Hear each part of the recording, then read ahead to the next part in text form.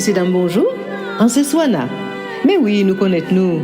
En voulait beau compter avec les autres à une émission tout neuf. Non, c'est Jou Ka Ouvert. Parce que nous vivons d'autres gens.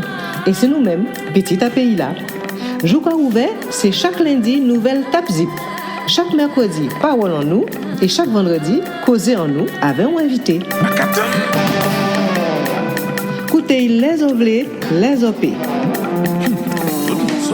Vous comptez dans les commentaires avec l'honneur et respect. En nous aller, Jou Ka Ouvert.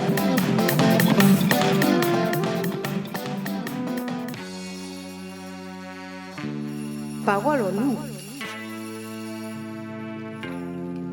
Parole en nous. Parole en nous.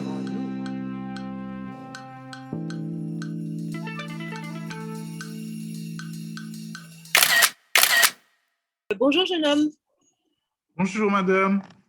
Alors, je fais un petit micro-trottoir pour savoir un petit peu comment est-ce que les gens dans mon pays, en Guadeloupe et ailleurs, puisqu'on aura bientôt des micro-trottoirs peut-être du monde entier, allez savoir ou pas jamais connaître, pour savoir un petit peu quelle est la tendance, comment est-ce que nous vivons un petit peu la situation actuelle. Quel est votre âge? 25 ans. 25 ans. Donc, vous vivez en Guadeloupe, plutôt en ville, en appartement ou à la campagne? Campagne, mais on va dire plus dans les bois. Ah, ça c'est intéressant. Vous exercez dans quel secteur d'activité globalement? Dans le commerce et le juridique. Dans le commerce. D'accord, dans le commerce. Alors, tout à l'heure, on discutait un petit peu avant notre micro-trottoir et vous avez accepté gentiment. En fait, vous êtes en Guadeloupe depuis peu de temps, vous êtes revenu en Guadeloupe il y a peu de temps, comme beaucoup de jeunes d'ailleurs, on n'en parle pas, mais je constate qu'il y a de plus en plus de jeunes qui reviennent au pays. Oui, le retour au pays est selon moi important et primordial pour la jeunesse, mais pas seulement, aussi pour la transmission intergénérationnelle. Et il était de mon devoir, du coup, de revenir en Guadeloupe. Et revenir en Guadeloupe, c'est devenu une nécessité par rapport à ça a accéléré la nécessité par rapport à la situation sanitaire ou est-ce que c'était déjà en projet? C'était déjà en projet, mais la situation sanitaire est tombée à pic. Alors, vous avez vécu cette situation sanitaire essentiellement quand vous étiez dans l'Hexagone? Exactement. Donc, mon premier confinement, je l'ai fait sur Nancy. C'était le premier confinement total. Et du coup, je suis resté isolé selon les recommandations de l'État. Bon, c'était tout nouveau, donc j'ai suivi. Deuxième confinement, j'étais à la frontière du Luxembourg, sur une ville qui s'appelle Thionville. Donc, c'était toujours en France. Et en France, c'était un confinement assez sévère. Contrairement au Luxembourg, c'était la liberté totale. Mm-hmm. Donc, c'était deux mondes que je voyais en une même journée. Dans la journée, c'était liberté totale. Et quand j'entrais chez moi, tout était déjà fermé. On était tous confinés. Impossible de faire les courses. C'était assez compliqué à gérer.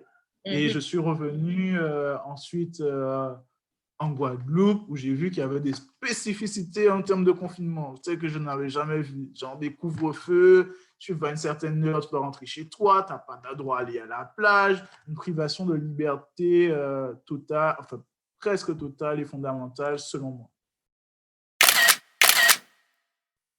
Justement, en parlant de restrictions, alors là, on va revenir un petit peu sur, peut-être plus sur l'Hexagone, parce que c'est là que vous avez vécu davantage, on va dire, cette situation sanitaire.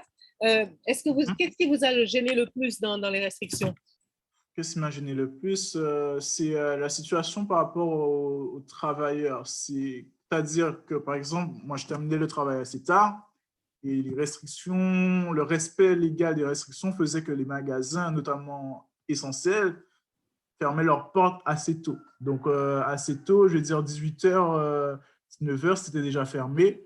Donc, en semaine, quand j'avais besoin de courses d'appoint, impossible. Il fallait faire les courses le week-end. Oui, c'était compliqué. Et est-ce qu'il y a quelque chose en particulier qui vous a marqué dans cette crise? Quelque chose en particulier, oui et non, c'est la schizophrénie de l'État. notamment sur la gestion de la crise. Au début, c'était les masques qui n'étaient pas obligatoires. Ensuite, les masques sont devenus obligatoires. Ensuite, on confine, on déconfine. Vaccinez-vous, ne vous enfin, première dose, deuxième dose, troisième dose. Ils forcent les gens à se faire vacciner à travers des lois et des mesures privatives de liberté qui, selon moi et selon mon niveau d'études fondamentales, tout ça pour ensuite, en tout cas au jour d'aujourd'hui, se rétracter sur la plupart des mesures qu'ils ont pu mettre en place et on va dire, se démêler. Je me rappelle plus du mot en français, Se mais dédouaner en créole, peut-être. oui, voilà, se démêler de tout ce qu'ils ont pu faire auparavant. Mhm. Est-ce que vous pensez que d'avoir respecté toutes ces restrictions, ça a permis d'améliorer la situation sanitaire? Je ne peux pas vous dire. Moi, j'ai été d'un maximum dans le respect juste à temps que je vois que c'était, selon moi, que ça commençait à tourner vers l'absurde. Donc, je ne peux pas vous dire. Il faudrait prendre pour cela l'exemple des pays qui n'ont pas du tout confiné leur population. Il y en a beaucoup en Afrique, il y en a aussi dans d'autres parties du monde. Il faudrait peut-être les prendre à titre comparatif. Donc, vous n'avez pas le sentiment, notamment sur cette période que vous avez vécue dans l'Hexagone, que toutes ces restrictions ont été efficaces en fait? Peut-être au niveau hexagonal, sur certaines régions, peut-être, je ne sais pas. Je n'ai pas d'expertise à ce niveau. Est-ce que vous avez noté des changements de comportement dans votre entourage suite à cette situation? Donc, un peu, il y a eu franchement une ségrégation, si je peux appeler ça comme ça, en tout cas en termes idéologiques sur le vaccin, sur la question du vaccin, sur est-ce qu'on se vaccine, est-ce qu'on ne se vaccine pas, est-ce qu'on doit se faire vacciner, est-ce qu'on ne doit pas se faire vacciner. Et on a pu, comme je pense dans la plupart des familles en Guadeloupe, deux camps qui s'opposent entre vaccine-toi et non, je fais ce que je veux. Si je n'ai pas envie de me faire vacciner, je ne me vaccine pas. Ça ne concerne que moi, c'est mon corps. Et là encore, on revient aux libertés fondamentales. Et oui, il y a eu du coup quelque chose, une opposition idéologique sur les libertés fondamentales. Et dans ces changements de comportement, dans l'Hexagone, vous avez vécu ça aussi dans votre entourage? Pas forcément, parce que dans l'Hexagone, du coup, enfin, quand je parle de l'Hexagone, c'est-à-dire en France, sur le territoire français, dans mon entourage, je n'ai pas forcément beaucoup de personnes de mon entourage en Hexagone. Donc, les personnes que je fréquentais, c'était des jeunes, et ceux qui se sont fait vacciner, c'est vraiment pour avoir accès à un certain nombre de libertés. D'accord. Quand vous étiez dans l'Hexagone, comment est-ce que vous avez su, dans votre entourage prochain, je dis bien, qu'il y avait une maladie mortelle et très contagieuse?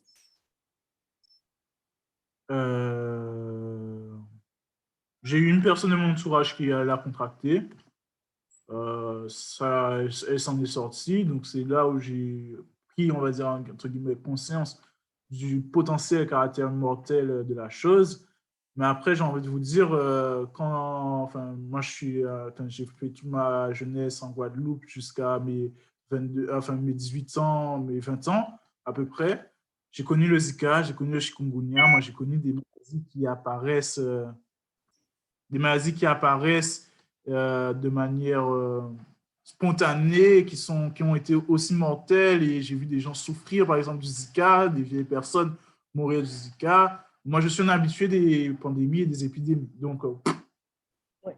Comment est-ce que vous voyez, ou qu'est-ce que vous pourriez proposer pour que cette situation s'améliore? retour à la liberté. Enfin, après, on n'a pas vraiment perdu cette liberté, en tout cas en Guadeloupe. Les gens sont toujours restés attachés à leur liberté, surtout leur liberté fondamentale en majorité. Donc, ouais, qu'on continue à vivre. En Guadeloupe, en tout cas, on est habitué aux épidémies. Certes, c'est une épidémie, il y aura forcément des morts, mais une épidémie, ça se contrôle, ça se maîtrise. Et on n'a jamais été obligé d'atteindre ce niveau de restriction, en tout cas en termes de liberté, pour gérer une épidémie. On sait s'y faire en Guadeloupe. Mm-hmm. Vous m'avez parlé tout à l'heure dans les changements de comportement des personnes qui avaient choisi de se faire vacciner et d'autres non. Est-ce que vous pourriez m'expliquer votre position sur la vaccination des adultes et sur celle des enfants? Alors, les adultes, ils font ce qu'ils veulent. Les enfants, sous autorité parentale, les parents font ce qu'ils veulent. Donc, les adultes font ce qu'ils veulent pour leurs enfants. Point. C'est de la liberté. Chacun son enfant, chacun est adulte. Un enfant n'a pas forcément droit d'autorité, en tout cas au niveau juridique, sur les parents. Après, c'est les parents qui font ce qu'ils veulent pour leurs enfants. Moi, c'est clair. Et comment est-ce que vous voyez la fin de cette situation? C'est pas fini, hein. Ah ben, on est encore en couvre-feu, d'après moi. Ah bon? Oui, Ça existe oui. toujours? Oui, ça existe. Moi, je ne vois pas de couvre-feu. Ça fait longtemps que je n'entends plus parler de couvre-feu, je ne vois pas de couvre-feu et que je fonctionne tout en liberté. Oui, mais c'est pas fini. D'accord. En tout cas, c'est bien, en fait. La jeunesse vit et bon, elle essaye de passer au travers des gouttes et de ne pas trop s'embarrasser de choses qui, à son sens, ne lui paraissent pas importantes. En tout cas, pas dramatiques à ce point. Pas dramatique à ce point. Donc voilà. D'accord. En tout cas, merci beaucoup d'avoir répondu à mes questions. Prenez toujours soin de Merci vous. à vous. Je vous souhaite une bonne journée. Merci, vous aussi. Merci. Au revoir.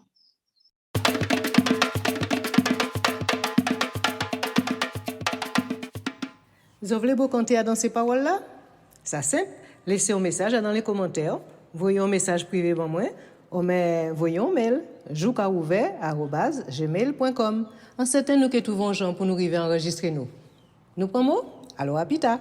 Jouka ouvert écouter, jouka ouvert garder, jouka ouvert, ouvert yeux jour ouvert. Jouka ouvert écouter, jouka ouvert garder, jouka ouvert, ouvert yeux jour ouvert. Jouka ouvert. Jouka ouvert.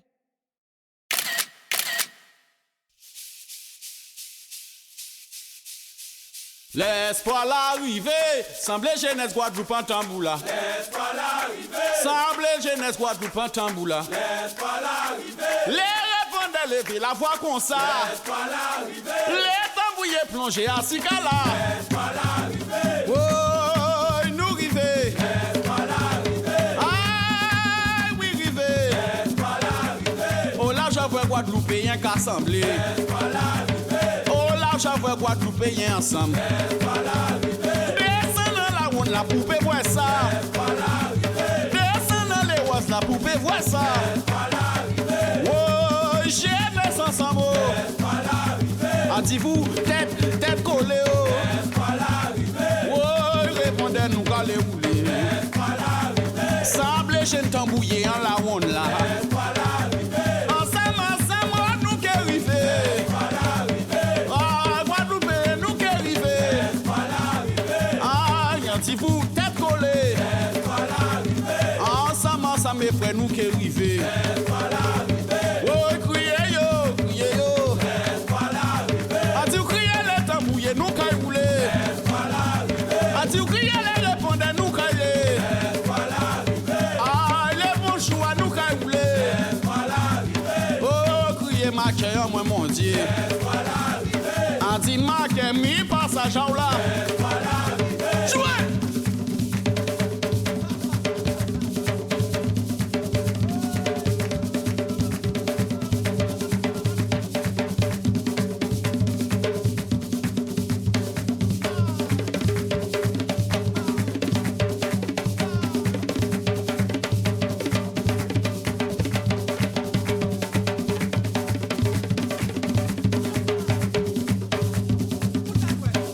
Oh, nous rivés. L'espoir l'arrivée, Ah, nous rivés. l'espoir l'arrivée, Oui, maman, nous rivés. l'espoir l'arrivée, Jeunesse Guadeloupe, nous qui semblé. l'espoir l'arrivée, Aïe, Dio comme ça. l'espoir l'arrivée, Allez, Dio comme ça, Rokala, c'est taillot. l'espoir l'arrivée, Allez, Dio, fini descendre dans la ronde là. l'espoir l'arrivée, A dit Dio comme ça, pour